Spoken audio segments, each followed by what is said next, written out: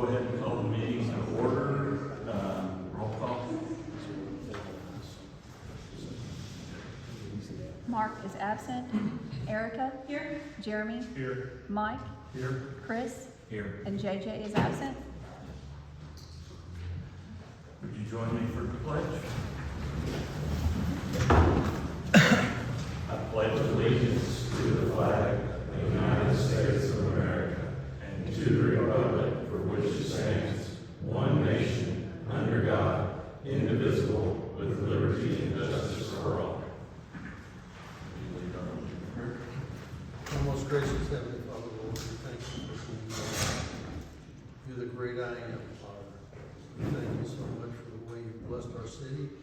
We pray you continue to do so and bless everyone in our city, Lord. We love you and thank you for everything. Forgive us where we fail you, Lord. In Christ's name we pray. Amen.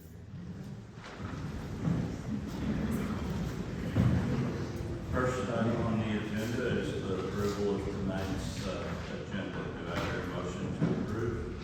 So moved. A motion from Erica. Do I hear a second? Second. Second from Mike. All in favor say aye.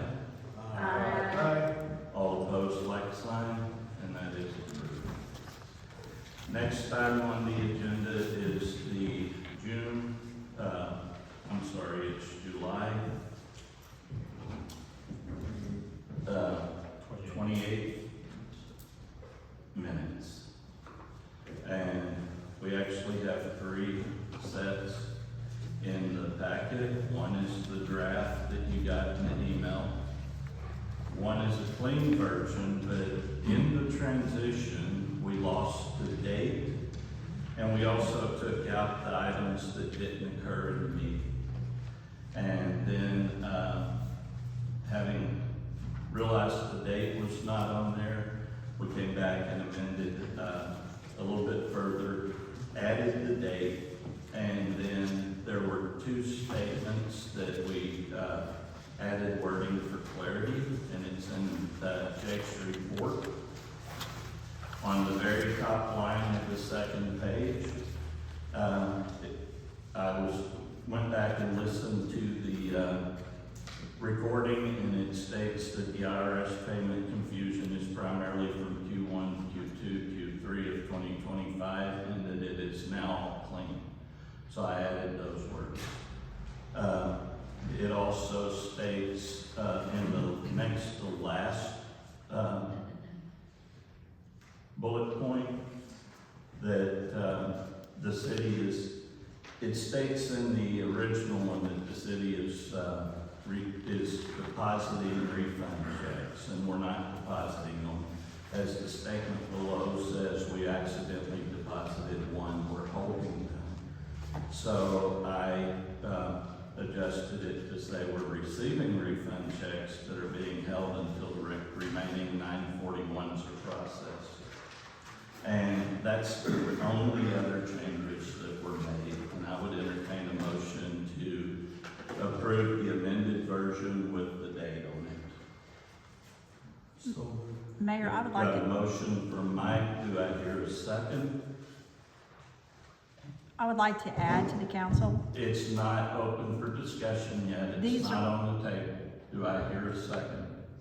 Second. Second from Jeremy. Now it's open for discussion. So you removed the no vote was taken to table the city financials for the past 14 months? Yeah. that They did haven't been happen. voted on. It wasn't in the, I understand. That's why it's noted in the council minutes that no vote was taken. And there's a number of things that didn't happen in the meeting, and this is supposed to be a record of your meeting. This is a record of the meeting, sir. It's not, Yes. you didn't talk about us not going fishing or not eating out, You're, because that didn't happen. you're in the exaggerating the meeting. point. I stick with city business, please. I This, am. no, sir. Mayor. I'm not gonna remove these from the minutes. Can we do Justin has Of course. Mayor, I'd just like to interject here. I reviewed the minutes as well, and I believe that I thought I might give you all a little bit of background on minutes, and that may be helpful. First of all, this is the council's meeting. Okay, you all control the agenda. you control collectively what gets adopted, the order of business that occurs. You also control how the meetings are conducted. So we have an ordinance that we revisit every so often to do that. Just realized I didn't have the microphone. You have an ordinance, an organizational ordinance that sets forth how that business takes part. I've been asked by a couple of you, what does the law say with regard to minutes? The answer to that is not a lot. It says that the clerk presents or shall keep a regular and correct journal of the proceedings. So it's supposed to document the proceedings of what happens. Outside of that, there's some guidance that has been put out there by groups, the Clerks Association, the Municipal League, which I think is always helpful, and it advises to keep a generally concise but clear description of the actions of the council, so what you all actually do. And it also advises to have like a sufficient description of the process so that it can be seen that procedures were being followed. So you can tell that there's a quorum, right? So you can tell that, the emergency clause is voted on and things like that. But all that points to actions of the council. And what my concern has been on a couple of minutes is that we've gone through kind of different styles on minutes over the years. I think in our ordinance, we've become a little tighter on that, on what's to be required. On the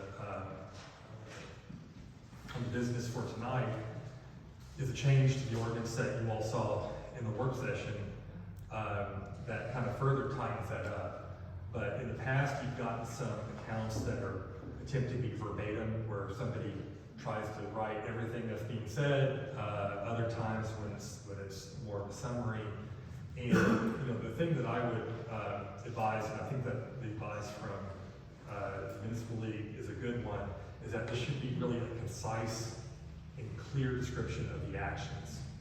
And my concern with having kind of commentary in there is that it drifts away from that, and it starts to end. Again, these are minutes that are proposed to you. You all can amend those, and you often do sometimes. Over times, we found if somebody's raised their hand and said, "Well, I didn't make that motion," or whatever the correction may be. But we have recordings now. We have the meetings are being live streamed. We have video recordings. We also have audio recordings. And the law states that we need to keep an audio recording of the meeting for at least 1 year. I would advise that we keep them longer, because there have been many times where we have to go back and look and see what was said, what was done. And those recordings are good because they are a full recording. You can go back and look at a meeting and see exactly what was said. So I think the minutes need to be concise. I think they need to actually show the actions of the council. And I think they need to have enough detail to show that the procedure was being followed, right? That there's, that on our passage of ordinances, our different processes that we have, that's being done.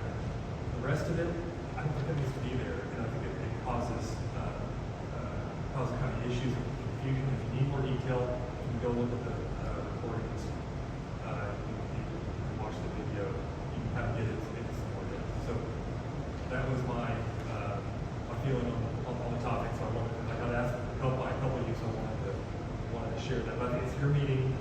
You can accept minutes. You can amend the minutes. I think you take some steps by addressing the ordinance and kind of making that tighter,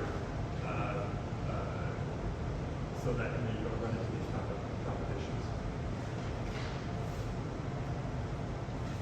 Any further discussion? Yeah, there actually is. I'm still not done. I'm sorry. I'm not done with my questions. Oh, right. Is that okay? So you're making an amendment to remove the no vote was taken to table the city financials for the past 14 months, correct? Yes. And you're also making a note to remove the water and sewer financial statements for August 25th or 2025 through April 2026 were not approved by the city council, correct? Yes. Okay, thank you. And this, to me, it would be different if those statements were actually stated in the meeting. It's supposed to be an accurate account, like Justin said, and then anybody that needs to, we have the meeting minutes clearly to show that that statement is true and that other one, but it did not say that at the meeting, so if it's supposed to be an accurate account, then the new one is the most accurate account of what was actually stated at the meeting, in my opinion. Anyone else? All in favor, say aye. Aye. All opposed, like sign. And that did pass.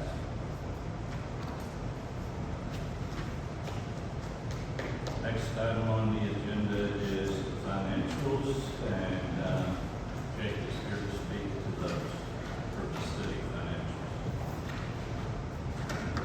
Good evening. Hope everybody's had a chance to take a look at the financials. I don't have a lot of call-outs for tonight. I've got a couple. I feel like at this stage, we're past the cleanup portion of what we're working on, and now we're moving on into refining our processes, our reporting structure, the way we're presenting the financials, making some tweaks and those type of things. And other than that, it's kind of business as usual of the month reporting. A couple of things as far as presentation of the financials, the call-outs that I'd like to make. We discussed the sales and use tax in the last meeting, the previously not been reported on the city financials. Those currently show in the general fund, if you've got those in front of you, the statement of revenue and expenditures.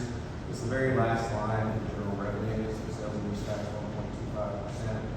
I spoke with the mayor yesterday, and he made a proposal to me about how to present those, and I agreed with his opinion on that. We're going to take that, we're going to move that out of the general fund. We're going to create a debt service fund for that, to show that separately. It hasn't been budgeted for, there's an expenditure that corresponds with that. They effectively wash each other out, it's not a net zero, but they're pretty close to washing each other out. So we're going to move that out of the general fund into the debt service fund. We'll still report it, it'll just be isolated as a separate reporting instance instead of putting it in the general fund. It just kind of cleans up the general fund. It doesn't provide such a broad difference in the actual to the budget and the revenues and expenditure sides. So we're going to make that adjustment to the financials going forward. One other item that I wanted to call out, if you look down in the fund balances section of the general fund, statement of revenues and expenditures, near the bottom of the page, you might notice that that math doesn't look right, where you have a beginning fund balance of 1.36 billion, a net change in fund balance of 514,000, and an ending fund balance of 1.422 million. That math does not work. This is a reporting issue that we're going to work on cleaning up. Basically, the general fund is broken down into multiple reports. You have to take that net change in fund balance from all the reports that are behind it, add those together to get that net change. So the actual ending fund balance is correct at 1.422 million. So there was an increase in the fund balance of $62,184 for the month in the general fund. So we're gonna clean that up so those fund balances don't show that way in the future, so they're not confusing because that math does not look right. But if you do add up the changes in the next few pages, it will add up to the actual change of 62,000.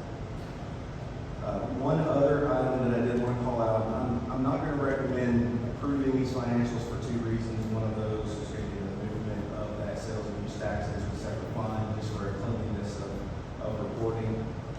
The other one is the health benefits on the next page. So page 2 of the general fund is under the expenses, the administration expenses. We're still battling the health benefits a little bit. What we had seen from the beginning of the year is the payable balance for health insurance was growing and growing and growing, and the payment was never received, relieving that balance. So we adjusted how we were doing that, cleared out the payable balance,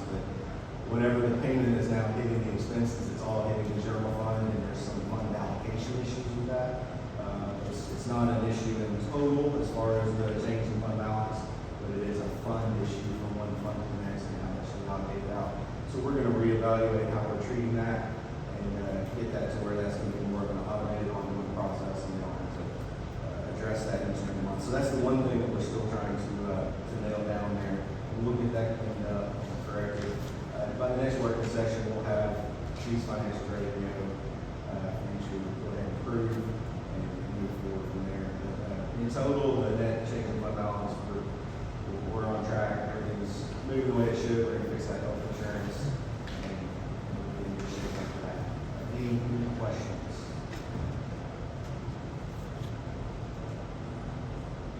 I'm not an accountant. So I'd like to be able to see this was the income on the general fund, this was the expenses, this is the difference. We're gonna do that. That's gonna be part of the adjustment. So I spoke with the mayor beforehand and mentioned to him what we want to do with refining the reporting is that what we have, this packet that you have for the general fund is broken down into the different departments underneath the general fund. We're gonna have a total. The front page is gonna have revenues, expenditures. It's gonna have the full fund balance for the general fund, starting, change, ending. And so you're gonna have one total summary at the front. So that'll provide what you're looking for there. And then we'll have these pages to follow. So it'll just be broken down into the different departments and funds underneath the general fund. And we're gonna take away that fund balance that doesn't matter. We're gonna get that completely off. So it'll only go up in the total spreadsheet. Unfortunately, I don't have an update on the IRS at this point. I have not heard anything new from them on any of the 941s that we'll send. So we're just waiting for them. Okay, so my next meeting is the debt service, and then we'll come and let me know on the health aspect, and all that will be good to go on the summary sheet on top. Great, I appreciate that. With the IRS, we're able to get into programs to pay that one check that was cash. I followed up on that today, and that had not been done. That's going to be done tomorrow. So it has not been paid. It will be paid tomorrow. We're gonna put you set up all of, and let the council know when it was paid. Will do. So if you can communicate with them, that's done, or show it, Cheryl will be here tomorrow. and then send out an email to, them said it's paid to all parties here, Thank you.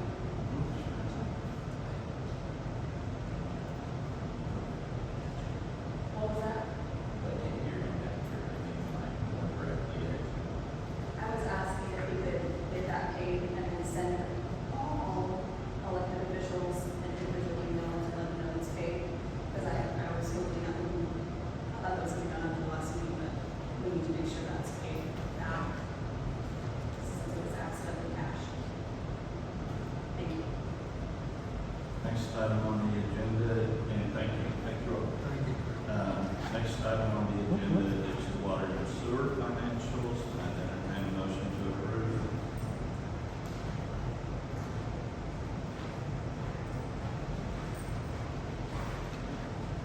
So moved. Have a motion from Erica, do I hear a second? I'll second. Second from Mark, any discussion? All in favor, say aye. Aye. All opposed, like sign. That one's approved. Next item on the agenda is the fire department report. The only update I have is on the building and other, one of the subs came by last week for the door enclosure that are leaking. So I sent him a list of those problems. So hopefully it'll be fixed in the next few weeks. AWJ Electric, he has the parts ordered, we fix the lights, so that's being worked on. So it's little progress, but much doesn't have to go out. Any questions? Have all the subs that needed to come in and fix issues come in and touch base with you, or are you still waiting on some? Oh, no, we're still waiting on the big issues like the roof. That's gonna be the big, and I've not heard anything on it. And I tried to call Susan today and let her message, so I should try to get that. She's working on it. Yes, she is, and we are going towards a mediation subs, remember the subs were brought in by the general contractor. The general contractor sued the subs, and so a number of them that had kind of more discrete issues are the ones that are popped in to do the fixing of the various items. The roof is the major, it's the lion's share of the issue. So the roofing, subcontractor and the contractor, and some of the other subs will still be in the mitigation. How much damage is, if any, is that roof causing? So it is leaking in 2 or 3 spots in the bay. I don't know if it's leaking anywhere in the attic space above the training room or living quarters. I've not seen anything penetrate the roof in there, but I do have some leaking in the bay where our trucks are. So until they get it torn off and exposed, I'm not sure. Okay, all right, thank you. Thank you. Next is the police report.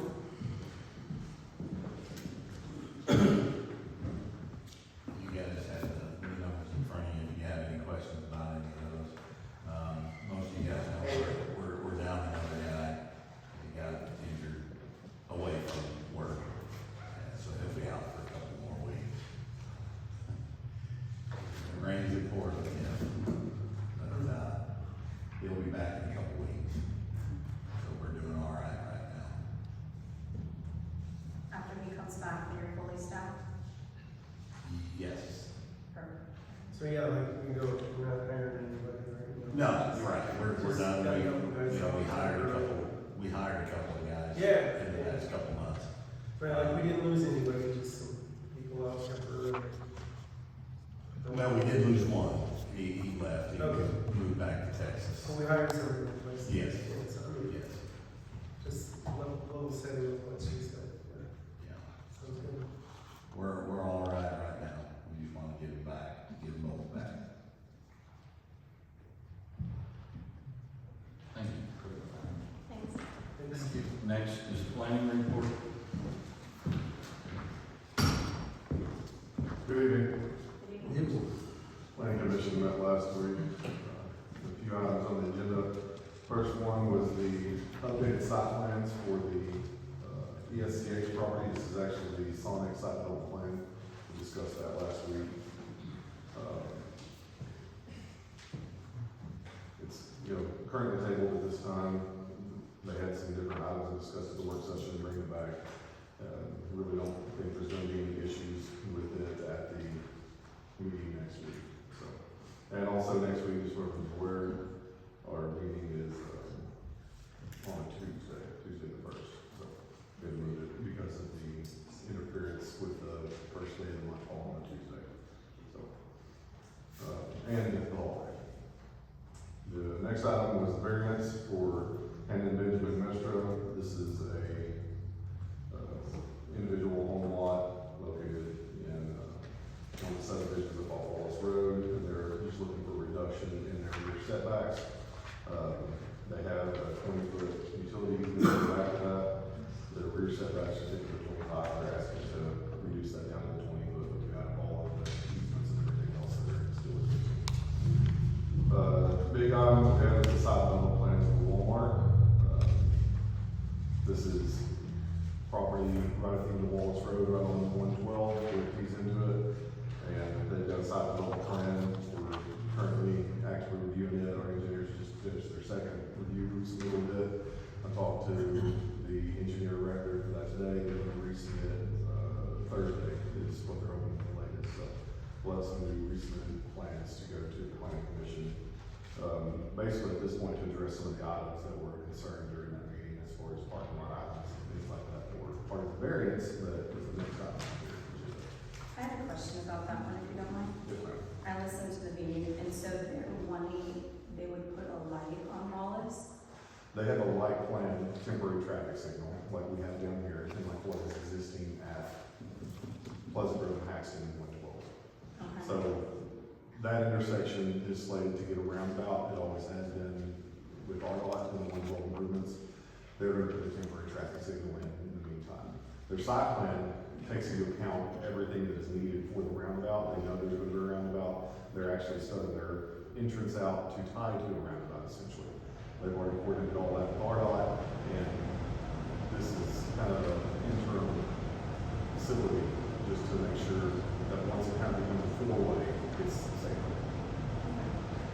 Chief, would, you think that, this is a question for you, that I thought during the meeting, would that, you have issues that Wallace there? Would that like be beneficial? Which one?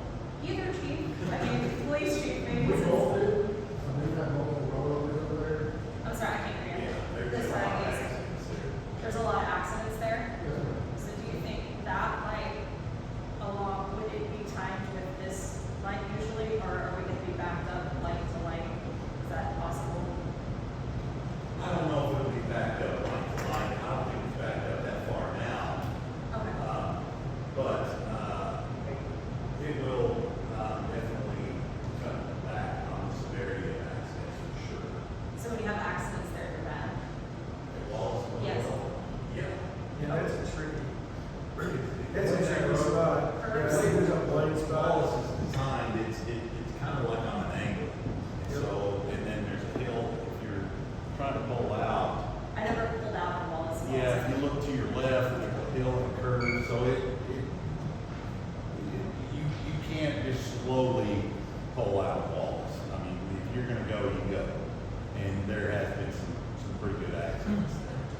Okay, so that would definitely, that's how like the And roundabout. of course, the fire department responds to them as well, so they're out there. A lot of times, someone's gonna be injured at that particular accident, that intersection, for sure. So that would definitely help public Oh, safety. I would think it would cut down on the severity of the accident, for sure.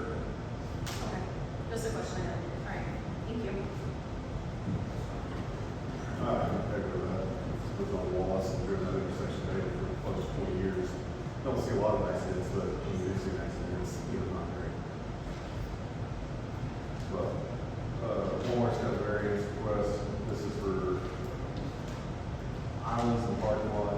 They're wanting to waive the requirement for landscape islands inside the parking lot itself. They had some discussion back with the land commission, I think they're going to revise some things.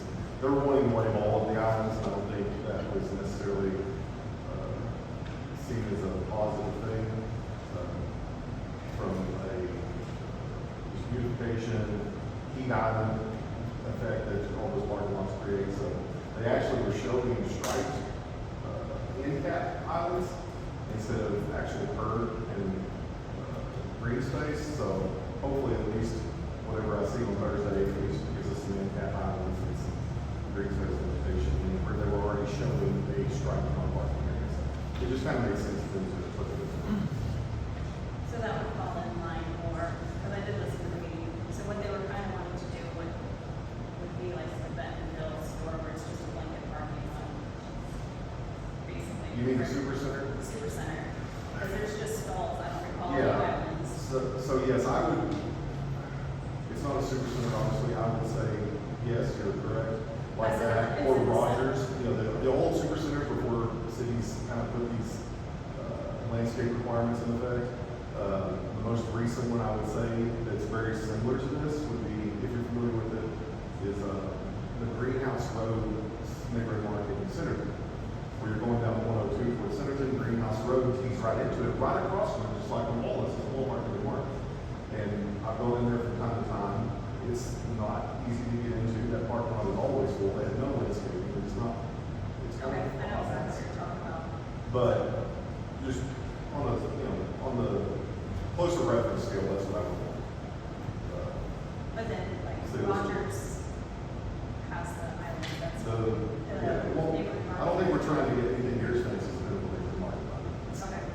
And I don't think that they referenced that, and that question was posed, but, you know, I think we would like to see them at least put some of our requirements in, not just blanket white wall. And I think that, hopefully that's what we see on Thursday. I feel that's what was indicated to me in the response to that. All right, thank you for that, that makes more sense to me. Last item, we have a general discussion for a site development plan, essentially a subdivision. This is in the county, it's located up off Morningstar Road and, sorry, the other road, Morningstar and Phillips Cemetery. The majority of it actually would face Phillips Cemetery. The address, there's currently a house there, it's addressed on Morningstar, that's why it says that. But this is a large, like, close to 80 acre piece of land, multiple parcels involved. It's currently in the county, they're looking at doing some annexation, so we come forward with this once all of that kind of goes through, and we do the annexation of it. But they had a very preliminary layout, we were just wanting to get the planning commission's feedback. And I like when some of the developers do that, the one we have, we do not, or, yes, we do not, and we do that with Citizens Trust. So that leads into the items I'll have, we do not, here the rezoning for the BID property, about both of these in the work session, and then we have the rezoning for the Mortensen Trust. The BID property is fairly simple, just rezone of some kind of state size lots, and then the Mortensen Citizen Trust on Main Street is a PZD with commercial on Main Street and single family residential behind it. If y'all have any questions, once we get to those, we'll just have one of the applicants here.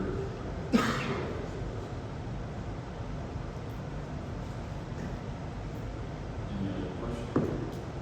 Thank you. Next is the water and sewer report, and Will is out. Do you have anything? And a couple of items, you've got your monthly breakdown of public works report, Bill typically provides. You notice our water loss did tick up just a little bit, this past month. Not to be, because it was expected, but so we did find some additional, leaks, or have been finding additional leaks, and so you'll see that there's 12 of them they identified, and they fixed about 10. In this time frame. A little note, I was visiting with Will last week, that such dry conditions, many times are much worse. Freezing weather when it comes to water lines, and the ground is dry, shrinks, it causes some additional fractures, so they're experiencing some of that now. It has been seeing a little more water come to the surface, so that's going to help out. As far as projects ongoing, nothing really to speak of. The utility relocation around the North Well are still moving forward. The north section, we're still working with landowners to obtain easements for that before we advertise and bid it. And then we are working with Water Sewer Committee the last 2 months to identify a project just south of town to go for grant funding to extend the gravity sewer. People think it's east or in the this station that will carry gravity sewer to the east to try to capture where the Hillcrest subdivision is. No guarantees on it. If you don't submit, you will not do it. You do know that. So we're going to go ahead and prepare that application with that submitted. Any questions on the water and sewer side? Thank you. Next is the engineer report. Engineer's report, I'll be pretty brief on that as well. Main item we've got now is the Wallace Road, Sands Road sidewalk project that's ongoing. That job's about 70% complete, and they recently, or so this is the last couple of weeks, demobilized from the project. They have to wait until November due to environmental issues with an environmental study by RDOT. So they can't remove any trees until that time frame. So we're remobilizing and complete the project once that date gets in. That's the main item. All right. Attorney report.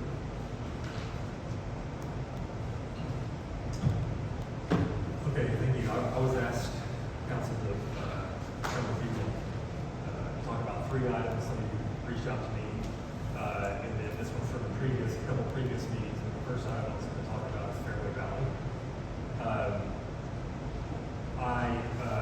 Before the meeting, I sent you all a legal memorandum that I worked on. It's on your email. It's a little dense, or a little, it can be a little confusing.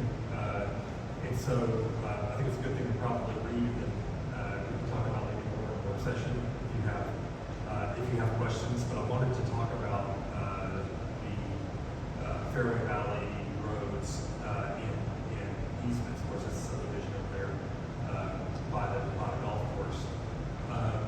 The issue, as we talked about in previous meetings, if you go on GIS, or if you look up the ownership of the right-of-ways within Fairway Valley, they show to be owned by third parties and not by the city. So, for example, Pebble Beach is owned by Northwest Land Development LLC.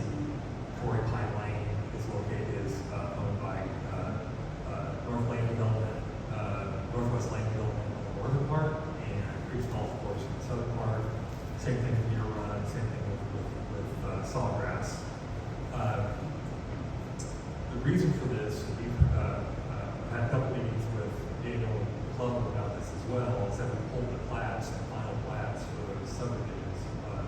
First one was done in 2011, the second one in 2016, and all this is in that memo.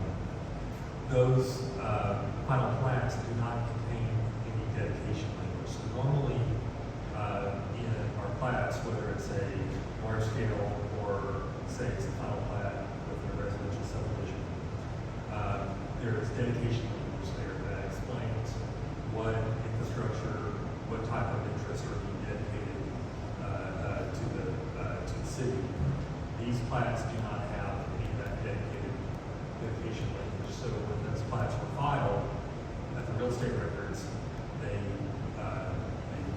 entity that owned the underlying land is shown to own the right-of-ways. Okay, so that's why you see what you see when you go on GIS and do some investigation of the ownership. So the question that was posed by some of y'all that we've been talking about is what is the effect of that? So I went through and kind of, the best I could, tried to simplify and outline the law, Arkansas law on how dedications are treated.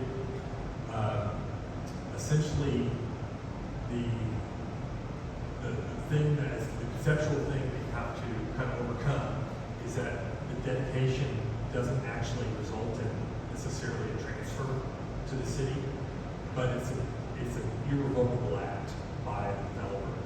So once the developer or whoever submits the plat has a dedication on here, say it's an easement or a right-of-way or a drainage structure or sidewalk, something like that.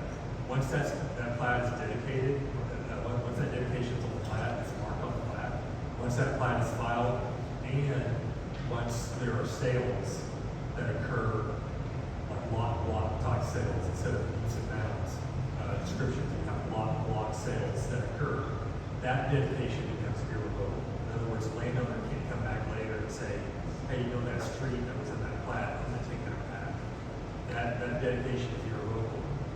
But the city's acceptance doesn't happen until they either adopt an ordinance to accept it, or they take some action to show ownership, to improve it. So you think about, we have all these lots downtown that are on old plats from the 1900s, and over time, you all have had a lot of requests to vacate easements, right? Because there are lots of these railroad lots with easements in the back. Those easements or right-of-ways that are out there are on paper. If you go out on a lot of these lots and look, you can't see an actual roadway, right? They're just an easement. That right-of-way is there for the city to use. It may not, in 100 years, we may not have ever used First Street, for example.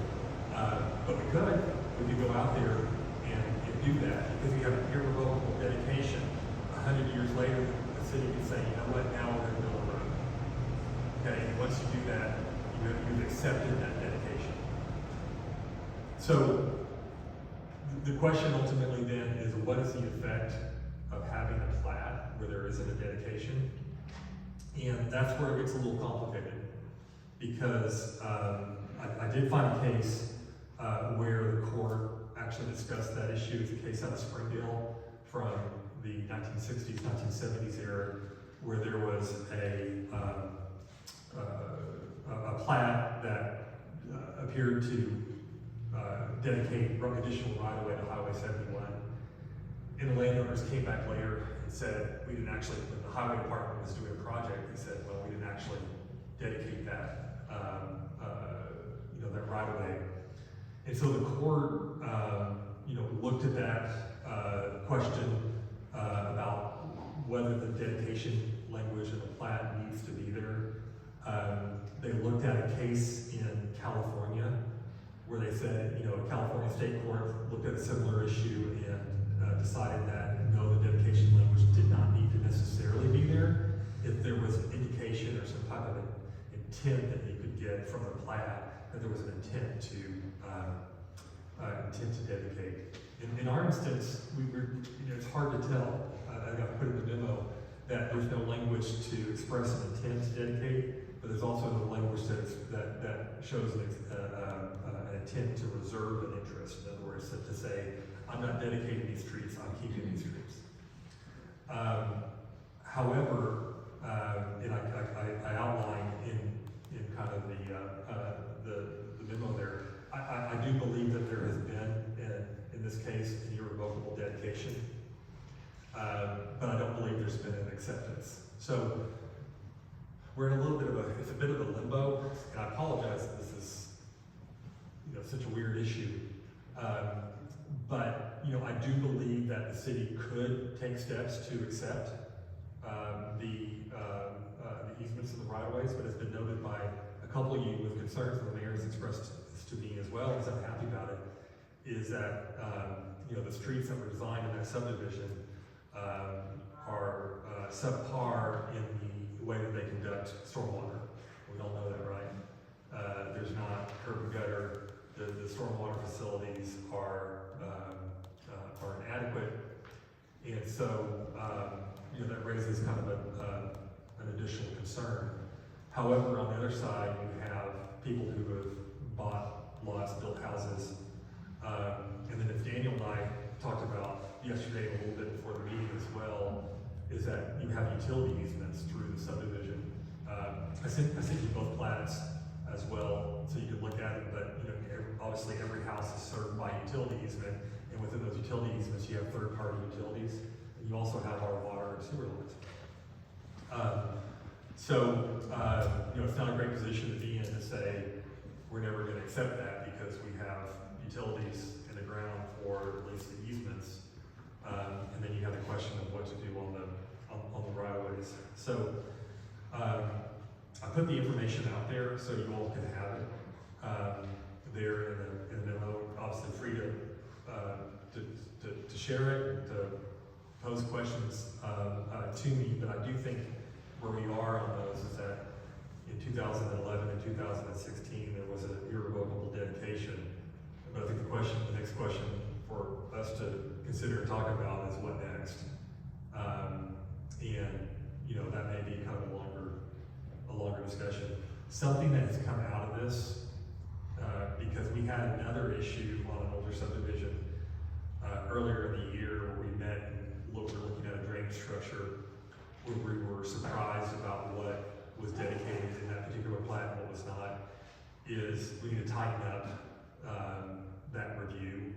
And of course, these are legacy issues. One in particular is, from a time when the city did not have the staff to review these things and was relying upon lay people on the planning commission. And now you do have that, but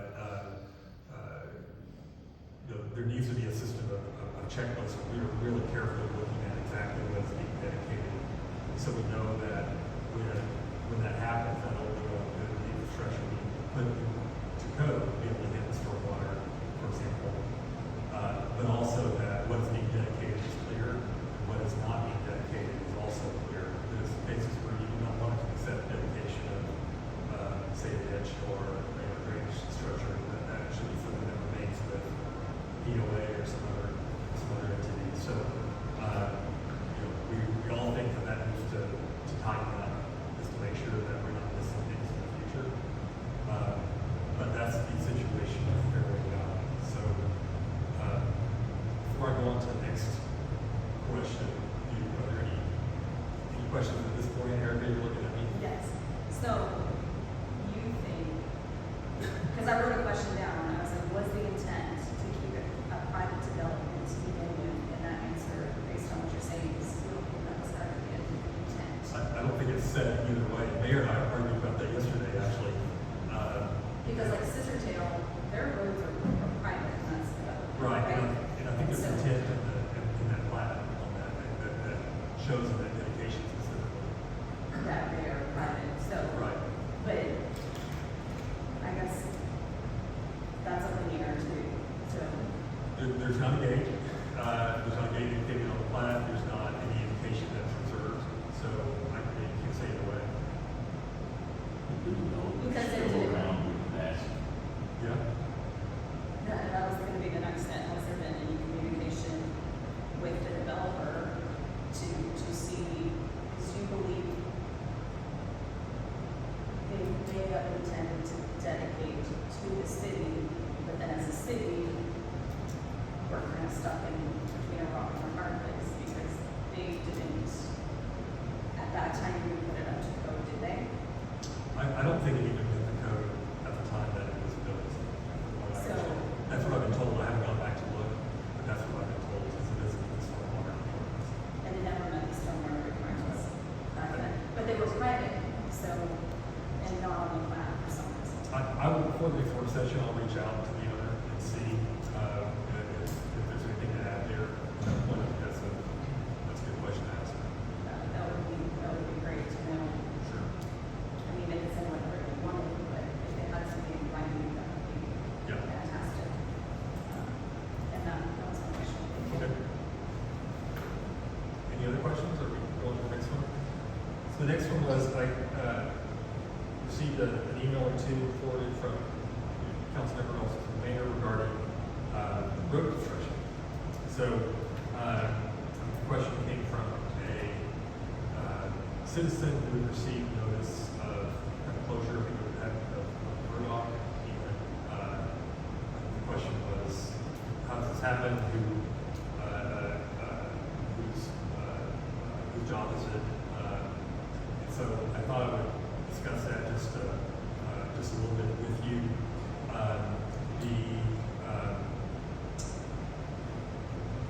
When you have a development that goes through planning, we'll talk about a couple of them here tonight, but such as the one that is happening on Murdoch, there are often off-site improvements.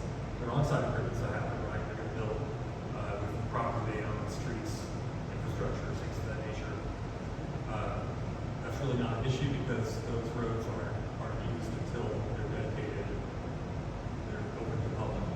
But for off-site improvements, we oftentimes will have improvements in the plans that are required to streets that aren't necessarily within the subdivision, maybe more to the subdivision or lead to it, to improve access to lighting.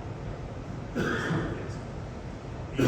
And when that project gets approved, say at a subdivision level, the preliminary plat gets approved at the planning commission, that is the authority for the contractor then to go out and start construction on the streets. When that happens, the city asks the contractor notify the city when there's closures, when there's going to be detours, when there's going to be work. Spoken to the mayor about it. That information was received, is posted on city social media or website, trying to get the word out. The contractor would also ask to spread the word, to let neighbors know, that sort of thing. In this particular instance, the contractor sent out notices saying, hey, while the work on Murdoch is going to be closed. The question was, is that proper that it be done by the contractor? I think maybe asked should that not be done by the city? The explanation to that is it's almost always done by unless it's a city project, done by the contractor. The city doesn't have any power to kind of do the day-to-day scheduling that would require. We don't know that there are going to be deliveries. We do not know when there's going to be asphalt that's being laid or grading work or whatever the work may be. And so it's the contractor's responsibility to not only reach out to the property owners, let them know, let the city know, but also to have flaggers and proper kind of traffic warning type things out there on the road. So case you all got questions about that, that's what the situation is. To my knowledge, that's the way it's handled in the other cities, in Northwest Arkansas and outside. Like, if there were any questions or concerns about it, I wanted to hear that from y'all and see what we can do. Well, this is kind of like when the planning commission, or when we have a public hearing, when it involves, like, as the planning commission, when it involves a rezoning, it's whoever's going to rezone it, is correct me if I'm wrong, sends out the notices to those within so many feet of the property that's being rezoned. That is a requirement that they send their letters. So it's kind of along the same lines of a road closure, because the current construction they are doing has not been dedicated to the city yet, therefore they have to inform residents. Is that a good way to It is. summarize it? It has the same effect. The only difference is with rezoning, it's required by state law to send out those. And it means it's something we ask them to do. Say, would you please, reach out to neighbors, to the property owners. And in some cases, in this case, they were doing it on their own too. They didn't necessarily have to send out a letter, but they did. So it was kind of a little extra. It's not required by state law. So then, therefore, the letter have the developer listed, the developer would know the answer to when's the prospecting road would be open, because the city wouldn't know, because it's part of the construction. And just like when they're going to put up a house, that they have to have, there are certain things in order. Is that a similar comparison? That is correct. There may be days where the lane has to be closed, there may be days where it doesn't have to be closed, and so that's something that is very difficult for the city to manage on a day-to-day basis. But I think it's right for the city, of course, to be told in advance, so we can push out information. Plus, there's going to be a problem if we know that school is opening that day, the city can go in and say, we can't do it on this day. We still control the right of way, we can do that, but they have permission to do that work because they have an approved project for that work. Every resident, and every resident, even with that road closed, has access to their home, correct? I'm sorry. Every resident, even with that road closed, has an access to their home, even with the road closure. Is that I don't correct? know the answer to that question. I would assume that they do, but I don't know the answer to that. Somebody else might have, Will or here, you might have to answer that, or Mayor, I don't know if you know. The developers, everything, they would have. I'm sorry. Like, Developers, have access to their house. Okay, So we reviewed the traffic control plan submitted by the contractor, and everybody should have access to it. Everybody should have Yes, access to. one-way their home. access, one for One people, way. yeah. So they might not be able to get out their typical way, but they do have a way in and out of their home. and I guess that's a good point, that you just made, is that there's a traffic control plan that's submitted on the project. Yeah, that was submitted a couple weeks ago, and we were, So a traffic control plan was submitted, reviewed by Public Works, and it meets the engineering standards. Everyone has access to their home, just might not be their typical route on their own. and we also had to reach out to the Midville School District, and I think also the Denton County Road Department, just let them. So you reached out to them, I'm just repeating it because you don't like it. Benton County Road Department, you reached out to the school as well. The contractor. The contractor did. Okay, perfect, thank you. Any questions on, I guess I can call that road construction? Anybody might have? Okay, so I'll move to the last item, and that's the city's Facebook page. I've been asking a couple people to bring that back up. There's some frustration with that particular issue. We talked about it before. I think, as you know, the city had a Facebook page, and it was taken down last year, as far as like turned off, not dark. And it was turned back on, I guess earlier this year.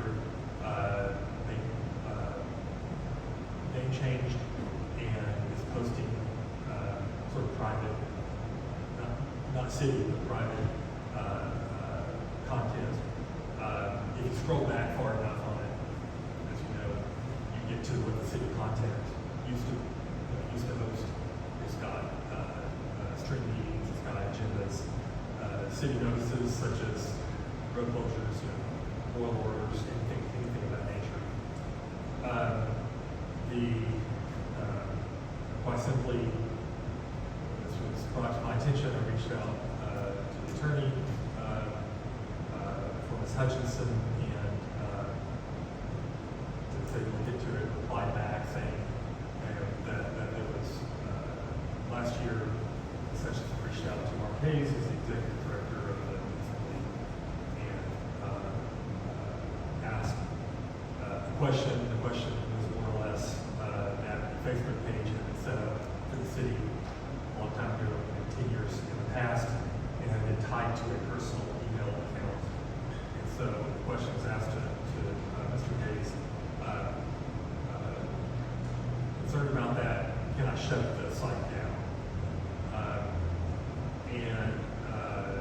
So that was kind of used as a justification for kind of what it is now. I reached out and talked to Mr. Hayes recently, showed him the Can you email. clarify again who Mr. Hayes is? He's the executive director of the Arkansas Municipal League. Okay. He responded back, informed of what kind of has happened now, where the site has been renamed as being used for personal, kind of non-city business. He was very concerned about that, and said, in no way was his response that the site could be co-opted or taken, that what he was asked about, whether it should be, or whether it could be shut down. That's what he had responded to. So, reached back out to Ms. Hutchinson's attorney, but I feel like we're a bit of a pass on it. I think it is a city asset. I think it's clear that it was the city's Facebook page for 10 years. Everything about it indicates that it was called that. It was reflected as the city's Facebook page. I think the problem is now it's not being used for that purpose. It's being used for personal purposes, and all those users who were following that kind of went with it. City real property, city personal property is under the purview of the council. Whenever we want to buy or certainly want to sell real property, or want to sell, a big piece of equipment or something like that, it comes to you all for approval. And I think this is no different. You have custody control of that, and I think it's up to you to decide what you want to do on that. So, I don't know if any questions or any parts of this you want me to try and Do you have to vote on that, I'm sorry? to the Justin's opinion that it is city property? Apparently, he's been talking to my attorney, so I can't comment. Can't comment, okay. I would absolutely agree with you. If I can buy a business and I'm on social media for that, I'm going to pay some amount of money for it, $1 or $5,000 or $10 for the rights of the social club. So in my opinion, you retain followers that are in West Richmond, that you just took over the account that was used for the city council for 10 years before that, correct? And now are using it to vote political fund people and those opinions that I think many followers don't understand, that think it's still some affiliation with the city, which is not at all. And I think you make it simple and just shut it down, or you make it hard. And I think we're just stepping back into the same thing over and over instead of trying to move forward. So I would like to just, I'll just shut it down, and I'll use my Kimberly Hutchins for clerk, and post my political beliefs or what kind of people on the council, but obviously it's not something we're gonna do, I guess.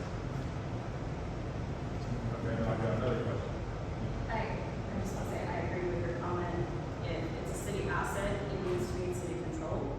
I don't think just like you said, if a business is sold, they retain the social media. There was no selling here. You did it under your official capacity as the city clerk treasurer, and you are trusted with that. And if you are telling me it's a city asset, to have it out of city control, I believe is unacceptable. So the question is, what's next? Well,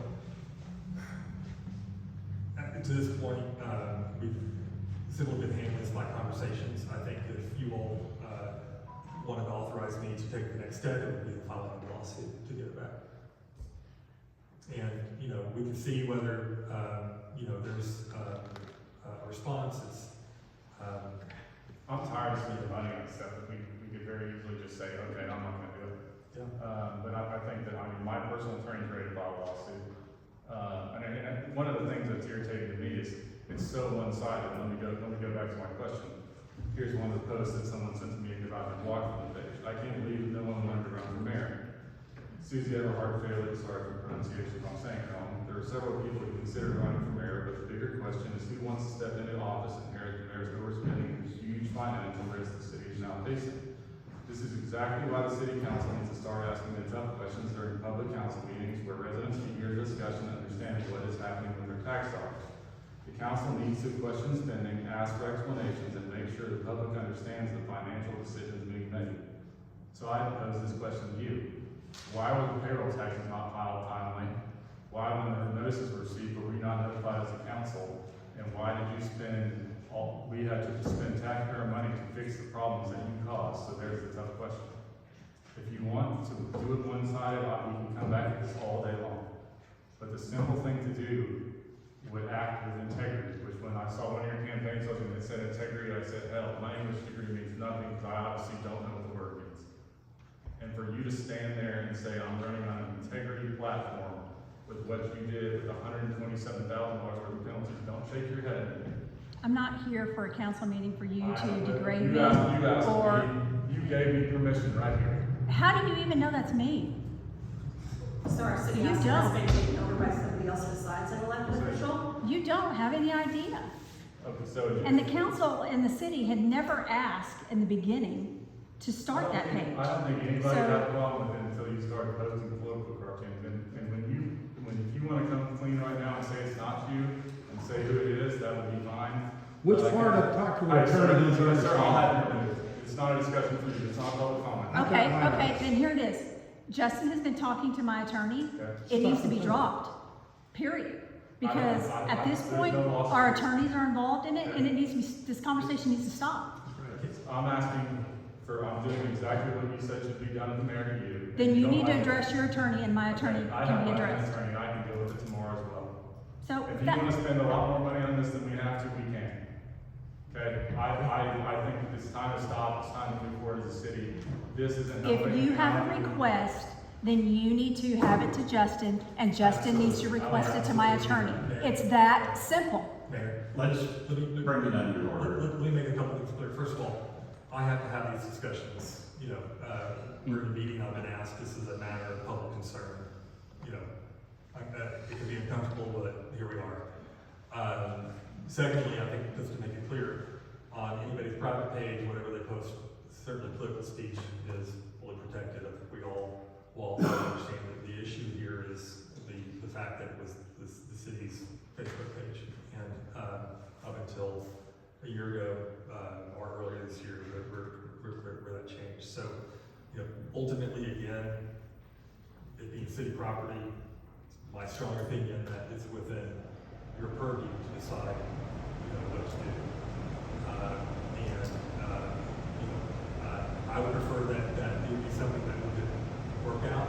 I do think we could work it out, but I don't think that page can be used going forward, or should be used for your personal business because it's a public asset.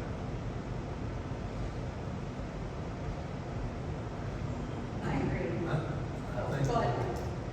I think we will let Justin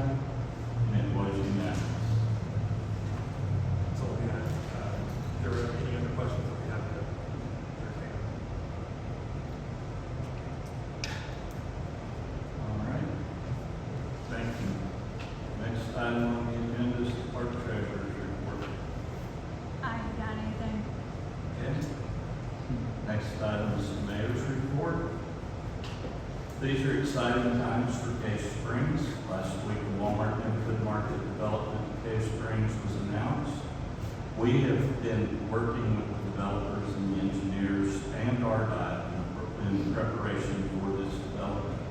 We're also working with a fast food restaurant. I'm pleased to report that another grocery store has purchased land in Cave Springs with plans to build as well. These development opportunities and potentially others were made possible through the work that we have undertaken over the past few years. The land swap, infrastructure improvement projects, and planning work, and agreements with other cities have helped to provide water, sewer, and for the neighborhood market, and the Cave Springs locations for the other two developments. As the city's economy continues to grow, these developments will soon be added to the others we have worked with over the past few years. With the completion of the water tower and then financing of this project can be done outside of the water rate structures, we hope, we can look at an early review of the water rate study and probably amend them accordingly. Currently, development made possible by the vision and actions of the last few years are a great step forward for the Cave Springs future, making these exciting times for people who live in and around Cave Springs. All right, thank you. Next item is public comments. Do we have anyone?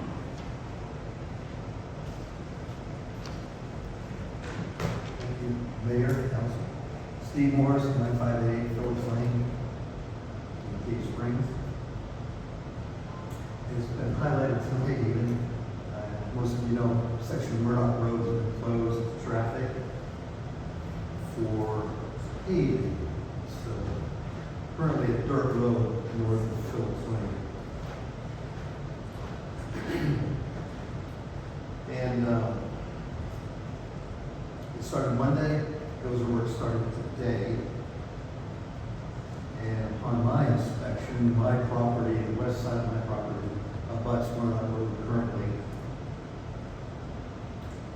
And we've had an agreement in there for an easement for, since 2022 for water and sewer to go through that west side. The water's been put in, sewer has not been put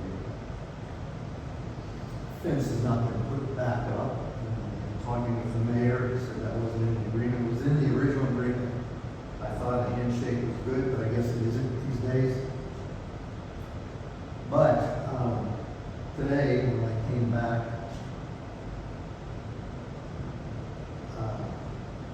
the dozer had taken out my entire fence line. Our understanding was the pavement was going to go over the existing road bed. I've not seen any drawings to the contrary. So they've taken out the fence, they dug almost up to the telephone pole. My north-south fence that abutted Murdoch was 1 foot to the west of these telephone poles. They had paint property, purple property paint on them, total disregard, they were flat. They weren't taken out, they weren't saved, they weren't offered to me. 44 of them go up to 440 foot span. I'd like to request a new drawing, let's start, of all the improvements that are planned, water, sewer, gas. Talking with the dozer operator today, he said, oh, well, I said, where's my fence going to be? He said, it's going to be over there where that green eco line is. And he said, I've got to dig more, so your fence is gone, but I've got to dig more because I've got to put in a ditch or culvert there. I don't have copies for everyone in the house, so sorry. Got 4 you can share.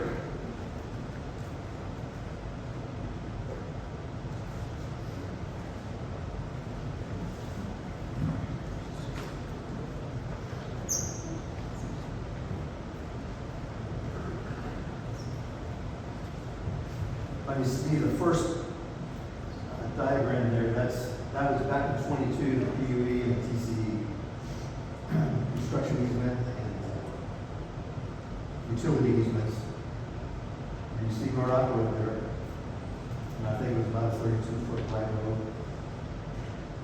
He didn't tell me how wide it was proposed. But as we touched on tonight, this is exactly what happens when you let a developer do a city job. Roads are city. Not a developers willy-nilly. Get a dozer in there, plowing everything out. I don't know how wide that road is going to be. So we're upset about that. We think the city can make it right.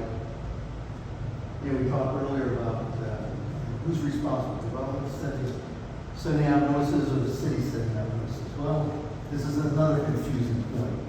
The developer sent out notices under Cave Springs Planning Commission's signature.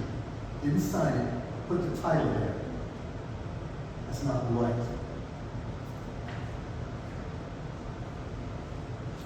What I'm personally asking for my property, and to make it a little bit right, is the city to put in a fence line on the eastern side of the TCE, eastern TCE, putting metal corner posts. And I have a bigger problem, because when this was all planned out before, and the city agreed to it, I would buy two 16-foot fences, gates, for a 32-foot wide entrance to my pasture. That's the only way heavy equipment can get in there. You'll see that on the southwest portion of that first diagram. Number 6 is an existing gate structure. And the dozer operator said that's all going to be gone because they're going to move the telephone poles. Also are there. So I'll have not a good entrance to my pasture for heavy equipment, long hay trailers, hay equipment. And I need that. And that was the reason for the 32 foot. So my proposal is halfway up that 440-foot section, 220 feet or thereabouts, to put an access, because now I understand there's going to be a culvert, ditch, whatever, but I have to have a whistle through there to get up into my property where the gates need to be relocated.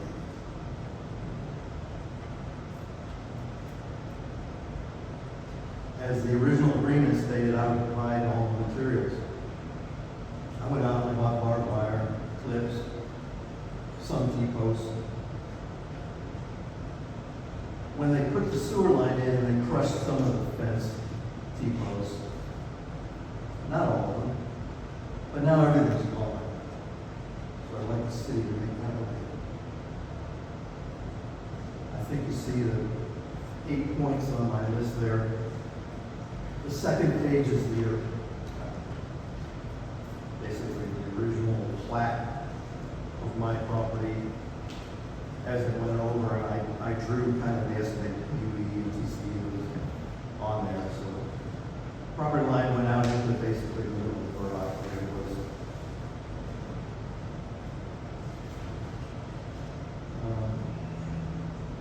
So yeah, I'd like a revised drawing of what this whole thing would look like.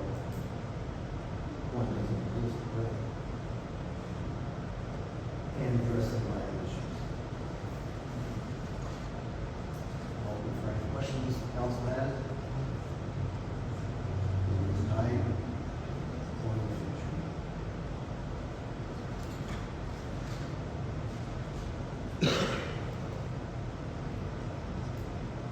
I know it's probably a lot to look over, but not everybody's real familiar with the way the lay of the land is.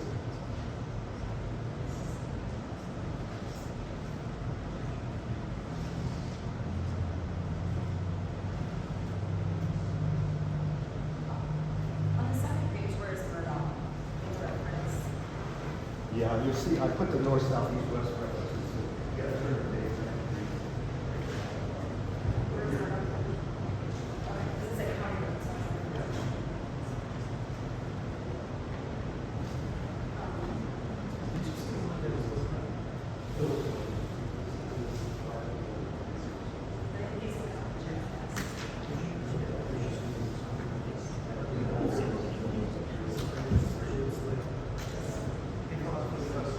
Yeah.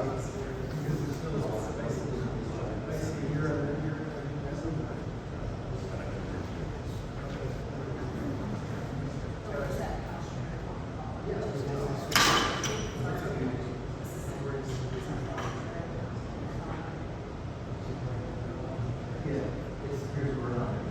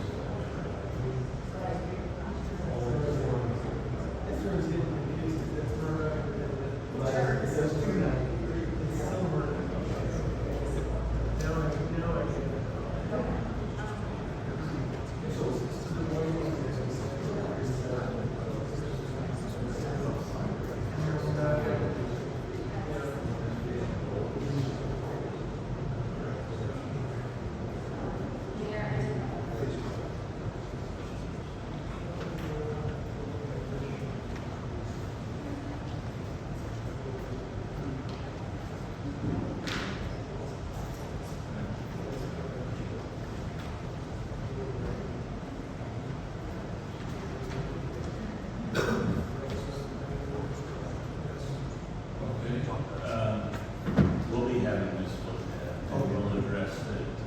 Appreciate it. We've got to actually eyes on everything Yeah. and determine what was done, and then it'll be addressed. Put eyes on it quickly because it changes by the hour.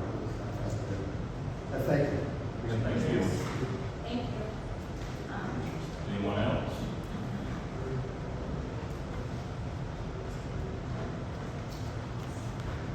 So I'm responsible for the damage to Mr. Morris's property, and we're happy. We had made attempts to contact the property owner. We would have paid to relocate his fence if he wanted a gate. We would pay for the gate. We were happy to do those things. We just didn't have a chance to talk to him. So my offer tonight is whatever is decided after we do the review, we would be happy to be a part of that repair, make sure the property owner is satisfied. Anyone else? Next item on the agenda is follow-up drainage. Is there anything, we have started a new drainage committee, and that committee has not yet met. I'm in the process of putting the books together, and we will be looking at schedules later this week. So that is the first thing. Do you have anything further going on with drainage at the moment? Other than some internal meetings, coordinating some additional reviews, just for all submittals, that's it. As we talked about in some of the other things that we're doing. Okay. Any other discussion? Next item is a resolution to authorize the mayor to execute a contract in order to sell one international fire engine. Do I hear a motion to approve? Got a motion by Jeremy, do I hear a second? Second. Second by Erica, is there any discussion? All in favor, say aye. Aye. All opposed, like sign, and that was approved. Next item, what's our resolution number? 2026-31. Next item is the resolution authorizing the purchase of one 2007 Chevy Silverado from the Fire Association for Public Works. Do I hear a motion to approve? Got a motion, do I hear a second? Motion by Erica, second by Jeremy. Any discussion? All in favor say aye. Aye. All opposed, like sign. And that also passed. That's resolution 32. Next item is ordinance to amend section 30.02 City Council Administration ordinance. Do I hear a motion to approve? Well, no. Do I hear a motion to suspend the rules, place it on third and final reading by title only? So moved. Second. Got a motion by Jeremy, second by Mike. Roll call. Mark? Yes. Erica, Yes. Jeremy, Yes. Mike, Yes. and Chris. Yes. Would this be ordinance number 14? Yes, sir. Okay. Ordinance number 2026-14, City of Case Springs, Benton County, Arkansas. An ordinance to amend section 30.02, City Council Administration of the City of Case Springs Municipal Code, declaring an emergency and for other purposes.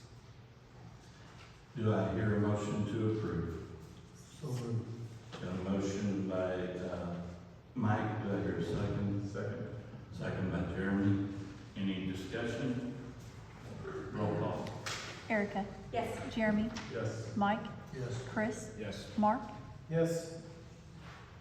Okay, that was approved unanimously. Is there an emergency clause? Yes. Do I hear a motion to approve the emergency clause? So moved.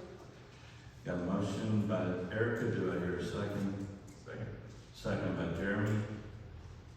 Roll call. Jeremy, Yes. Mike, Yes. Chris, Yes. Mark, Yes. Erica. Yes. Okay. Next item on the agenda is an ordinance to rezone approximately 5 acres of real property. Do I hear a motion to suspend the rules and place this on third and final reading? So moved. Got a motion by Mark, do I hear a second? Second. Second by, Chris, roll call. Mike, Yes. Chris, Yes. Mark, Yes. Erica, Yes. Jeremy, Yes. Yes.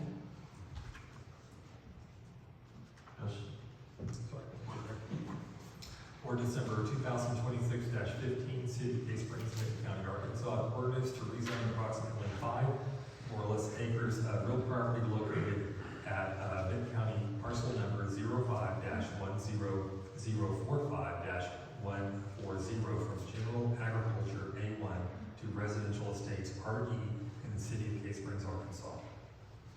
Do I hear a motion to approve? I move to approve.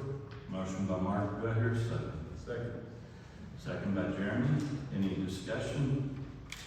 All in favor, roll call. Chris, Yes. Mark, Yes. Erica, Yes. Jeremy, Yes. Mike, Yes. That's approved. Last item on the agenda is a ordinance to rezone approximately 48 acres. Do I hear a motion to suspend the rules and place this on third reading? So moved. Got a motion by, Jeremy, do I hear a second? A second. Second by Mark. Roll call. Mark, Yes. Erica, Yes. Jeremy, Yes. Mike, Yes. Chris, Yes.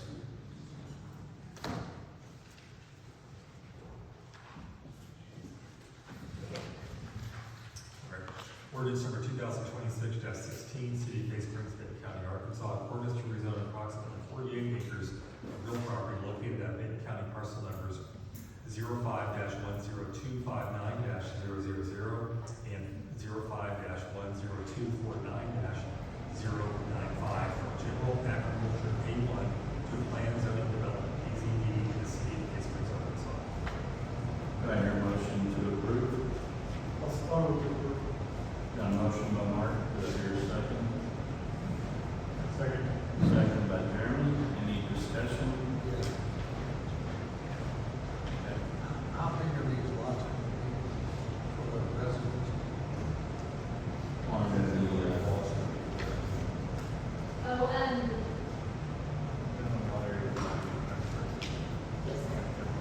but, I mean, the intent, as I said in the discussion, is there could be bigger than that, but minimum, it would be 75. Minimum. 75 foot wide lots, and then, 9,100 square feet. I guess what I'm getting at is, will it be 4 houses per acre or 3 or what? Yes, sir. It'll follow along the line of, SFS, sorry, I don't know it off the top of my head, 3. It'll be similar to the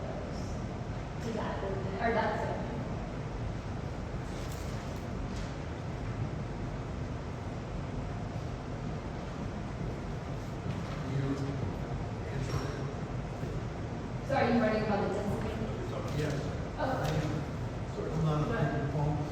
If you go to this page, right here, they have a site layout plan.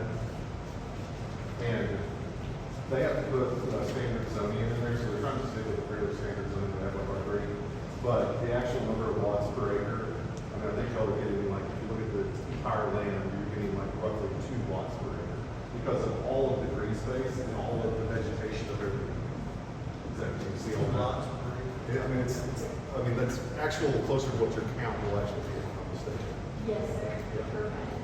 So you can see the topography falls off on this backside. This is actually where our sewer line runs to, so we couldn't get into it.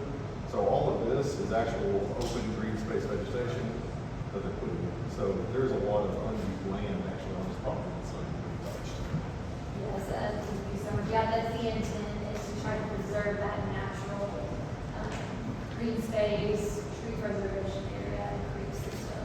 This is what it needs to be. Thank you. I did have a question. Just to reiterate, you did send out notices, you didn't hear back from anybody, as you stated in the work session. And then, could you point out where that extra green space is that you could use for drainage, and how are the engineers going, are they going to look at it to determine what is the, I think it's right here. Is that right? So how are you going to determine if you do need that? Because as we know, water is a huge issue, and I like that you're preserving a lot of green space. In this development, you have those natural ponds, but to me, more drainage is better. So I just kind of wanted to know how you determine between the yellow and the orange. Is that where You're talking about the actual pond and the oversized pond that they talked about. they said that they would possibly use this area for extra drainage? I just, to me, we have a lot of issues with drainage in the town, so the more they can preserve and slowly release the runoff, I think all residents are, but I do understand there's a ton of green space. So my question is, how do you determine if that needs to have a pond or if it needs to be green space? I mean, it's based on the city of Cave Springs. They have the standard drainage manual, but I will assure you, we cannot adversely impact downstream. I mean, that's just a standard part of this all, but we will follow, Cave Springs stormwater manual. That we will have to adhere and maintain on our site with any impervious we add. Hopefully that answers your question. Just anything with drainage is a huge concern, so. David, what's your answer, I guess? My answer is that, you know, this is zoning, so we don't have. So you would look at that in the preliminary plan? Yeah. Okay. That's perfect. the end answer. We don't have all of the answers, which is what they're saying. They're reserving space so they can do that. They're anticipating it, but we don't fully have that answer yet because they haven't done the full engineering requirement for us to even review it. I don't think they reviewed anything engineering wise. Okay, that's great, but, so that you will be paying attention to that whole engineering side and the city side, whether that needs to be a drainage pond or service green space, but you do have a lot of green space there, which is great. Okay, that was my question. Thank you. Thank you. All right, anything else? Roll call. Jeremy? Yes. Mike? Yes. Chris? Yes. Mark? Yes. Erica? Yes. Okay, that is that. Is there any further comments or entertain motion to adjourn? Okay. I remember when this development, in regards to, Mr. Morris, for Murdoch, I remember specifically that, concerns about cattle and pigs and everything was going to be preserved, so I hope the developer can get with the city to make things right for him, because he didn't deserve what happened to this land. And us as a council, we're not part of those day-to-day operations, so when I got those emails, first thing I did was forward it to Justin, because he's the one we go to, and, he communicates well with the engineer and, public works, so I hope that can be, rectified soon, and if not, I hope you would email again and let us know, and you. Well, I hope it gets fixed before the next council meeting. I hope you don't have to come back, but if you email, again, that would be extremely frustrating on my part, but we'll do our best to try to help you. Thank you. Anything else? Do I hear a motion to adjourn? Got a motion, do I hear a second? Second. Motion by Mark, second by Eric, all